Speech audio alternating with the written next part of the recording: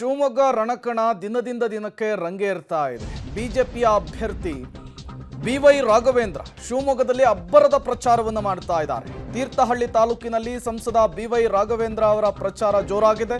ತೀರ್ಥಹಳ್ಳಿ, ಕೋಣಂದೂರು, ಹೊಸನಗರದಲ್ಲಿ ಕೂಡ ಅಬ್ಬರದ ಪ್ರಚಾರವನ್ನು ಮಾಡ್ತಿದ್ದಾರೆ. ಬಿವೈ ರಾಘವೇಂದ್ರ ಅವರಿಗೆ ಕಾರ್ಯಕರ್ತರು, ಬೆಂಬಲಿಗರು ಕೂಡ ಸಾಥನ್ನ ಕೊಟ್ಟಿರುವಂತದ್ದು.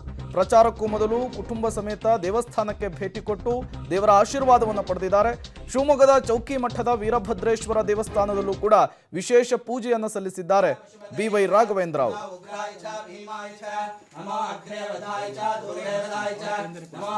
शंभवे च मयोभवे च नमः शंकराय च महेश्वराय च नमः शिवाय च शिवतराय च नमः आभ्यादिनेभ्यो नमः नमः कृष्णेभ्यो कृष्णपतिभ्यश्च नमः नमः व्रातेभ्यो व्रातपतिभ्यश्च नमः नमः गणेभ्यो गणपतिभ्यो. ಶಿವಮೊಗ್ಗ ಲೋಕಸಭಾ ಕ್ಷೇತ್ರದ ಬಿಜೆಪಿ ಅಭ್ಯರ್ಥಿ ಹಾಗೂ ಹಾಲಿ ಸಂಸದರಾದ ಬಿವೈ ರಾಘವೇಂದ್ರ ಅವರು ಈಗಾಗಲೇ ಬಿರುಸಿನ ಪ್ರಚಾರ ಕೈಗೊಂಡಿದ್ದಾರೆ. ಕ್ಷೇತ್ರದಾದ್ಯಂತ ಈಗಾಗಲೇ ಒಂದು ಸುತ್ತಿನ ಪ್ರಚಾರ ಕೂಡ ಆರಂಭಿಸಿದ್ದಾರೆ. ಇಂದು ಕೂಡ ಪ್ರಚಾರ ಆರಂಭಿಸಿದ್ದಾರೆ. ಅದಕ್ಕೆ ಮುಂಚೆ ವೀರಭದ್ರೇಶ್ವರ ದೇವಸ್ಥಾನದಲ್ಲಿ ಪೂಜೆ ಕೂಡ ನೆರವೇರಿಸಿದ್ದಾರೆ. ಬನ್ನಿ ಯಾವ ರೀತಿ ಪ್ರಚಾರ ಕಾರ್ಯ ನಡೆಸ್ತಿದ್ದಾರೆ ಅಂತ ಅವರಿಂದ ಕೇಳ್ಕೊಳ್ಳೋಣ. ಸರ್, ಪ್ರಚಾರ ಕಾರ್ಯ ಹೇಗೆ ನಡೆಸಾಗ್ತಾ ಇದೆ? ನಮ್ಮ ಚೌಕಿ ಮಠದ ವೀರಭದ್ರೇಶ್ವರ ಒಂದು ಸನ್ನಿಧಾನದಲ್ಲಿ ಬೆಳಗ್ಗೆ ನಮ್ಮ ಶ್ರದ್ಧೆಯ ತಾಯಂದಿರು ಎಲ್ಲ ನಮ್ಮ ಸಮಾಜದ ಎಲ್ಲ ಹಿರಿಯರು ಎಲ್ಲ ಒಟ್ಟಾಗಿ ಸೇರಿ ವೀರಭದ್ರನ ಒಂದು ರುದ್ರಾಭಿಷೇಕವನ್ನು ಮುಗಿಸ್ಕೊಂಡು ನನ್ನ ಚುನಾವಣಾ ಪ್ರಚಾರಕ್ಕೆ ನಾನು ಹೊರಟಿದ್ದೀನಿ. ಈ ಸಂದರ್ಭದಲ್ಲಿ ಇಷ್ಟು ಮಾತ್ರ ಕೇಳಿದ್ದೀನಿ ದೇವರಿಗೆ, ಹಿಂದುತ್ವಕ್ಕೆ ಇನ್ನೂ ಹೆಚ್ಚಿನ ಒಂದು ಶಕ್ತಿ ಬರಬೇಕು. ಸನ್ಮಾನಿಸಿದ ನರೇಂದ್ರ ಮೋದಿಜಿಯವರು ಮತ್ತೊಮ್ಮೆ ದೇಶದ ಪ್ರಧಾನಮಂತ್ರಿಗಳಾಗಬೇಕು. ಶಿವಮೊಗ್ಗ ಕ್ಷೇತ್ರದಲ್ಲಿ ಭಾಜಪವನ್ನು ಗೆಲ್ಲಿಸಲಿಕ್ಕೆ ಎಲ್ಲ ರೀತಿಯಂಥ ಶಕ್ತಿ ತುಂಬಪ್ಪ. ಮತ್ತು ವಿಶೇಷವಾಗಿ ಮಳೆ ತುಂಬ ಕಮ್ಮಿ ಆಗಿದೆ. ಬರಗಾಲದಲ್ಲಿ ಜನ ರೈತರು ಕಣ್ಣೀರಲ್ಲಿ ಕೈ ತೊಳಿತಾ ಇದ್ದಾರೆ. ಆದಷ್ಟು ಬೇಗ ಒಳ್ಳೆ ಮಳೆ ಆಗಲಿ, ರೈತರು ನೆಮ್ಮದಿಯಿಂದ ನಿಟ್ಟುಸಿರು ಬಿಡುವಂಥ ಒಂದು ಶಕ್ತಿ ಕೊಡ್ಲಪ್ಪ ಅಂಥೇಳಿ ದೇವರಲ್ಲಿ ಕೇಳ್ಕೊಂಡು ನಾನು ಚುನಾವಣಾ ಪ್ರಚಾರವನ್ನು ಶುರು ಮಾಡಿದ್ದೇನೆ. ಇವತ್ತು ಎಲ್ಲೆಲ್ಲಿ ಪ್ರಚಾರ ಕಾರ್ಯ ತಮ್ಮದು? ಇವತ್ತು ತೀರ್ಥಹಳ್ಳಿ, ರಿಪ್ಪನ್ಪೇಟೆ ಆ ಭಾಗದಲ್ಲೂ ಚುನಾವಣಾ ಪ್ರಚಾರ.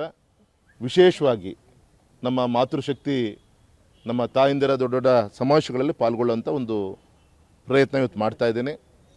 ನಮ್ಮ ಕಾರ್ಯಕರ್ತರು 24x7 ಒಂದು ವಿಶ್ವಾಸದಿಂದ ಗೌರವಾನ್ವಿತ ಪ್ರಧಾನಮಂತ್ರಿಗಳು ಬಂದು ನಮ್ಮ ಈ ಕ್ಷೇತ್ರಕ್ಕೆ ಬಂದು ವಿನಂತಿ ಮಾಡಿದ್ದಾರೆ, ಭಾಜಪವನ್ನು ಗೆಲ್ಲಿಸಿ ಅತ್ಯಂತ ಅಂತರದಿಂದ ಗೆಲ್ಲಿಸ್ಕೊಡಿ ಅಂತೇಳಿ.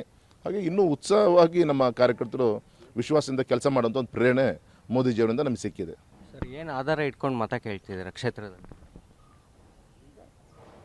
ಈಗ ನಡೀತಿರುವಂಥ ಚುನಾವಣೆ ಯಾವುದೋ ಒಂದು ಪಕ್ಷಕ್ಕೆ, ಯಾವುದೋ ಒಂದು ವ್ಯಕ್ತಿಗೆ ಸೀಮಿತವಾದಂಥ ಚುನಾವಣೆ ಅಲ್ಲ. ಇದು ಬರುವಂಥ ದಿನದಲ್ಲಿ ಎಲ್ಲರ ಭವಿಷ್ಯ, ನಮ್ಮ ಬಡವರಿರ್ಬೋದು, ನಮ್ಮ ಮಹಿಳೆಯರಿರ್ಬೋದು, ನಮ್ಮ ಯುವಕರಿರ್ಬೋದು, ನಮ್ಮ ರೈತರಿರ್ಬೋದು, ನಿಮ್ಮ ಭವಿಷ್ಯದ ಚುನಾವಣೆ ಇದು.